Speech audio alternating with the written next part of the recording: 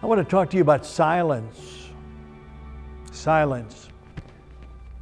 And the power of silence.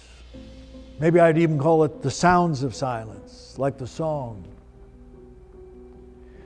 I think that oftentimes that we are deeply hungry for what we lack in moments of silence in our lives.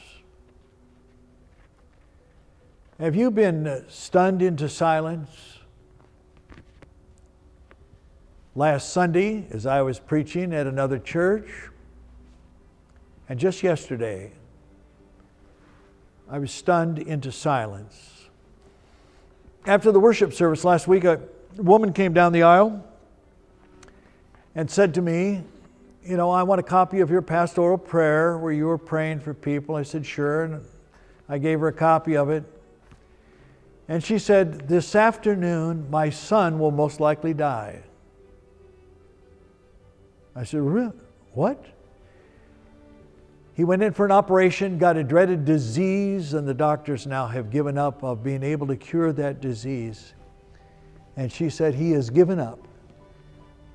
And as of today, he has given in to his desire to die. I looked at her and said, I've been to seminary, we're trained in words, and right now there are none. Only to hold each other in silence. I am in Colorado with my wife during the summer, and a man in the complex, there are 18 units, a man who became a very, very dear friend, someone 10 years younger than I am, and came down with cancer of the most hideous and painful kind.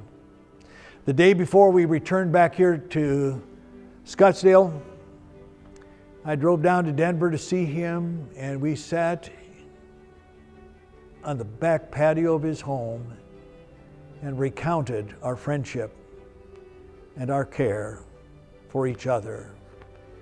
And it is just last night that I got the word that my friend Fred now belongs on another shore.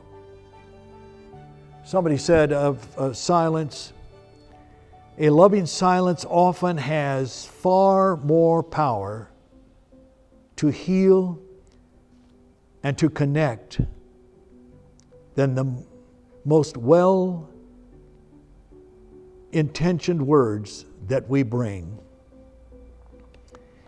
As I go to the prison with Brent from our church and others, we constantly say every week that silence is the language of God. That is just not a nice saying. It's the truth. May God help us for sure to find those moments of silence where God can reach us in that silence far better than all the words that we use. May God bless us, and may we give in to the sounds of silence where the blessings reside. Amen.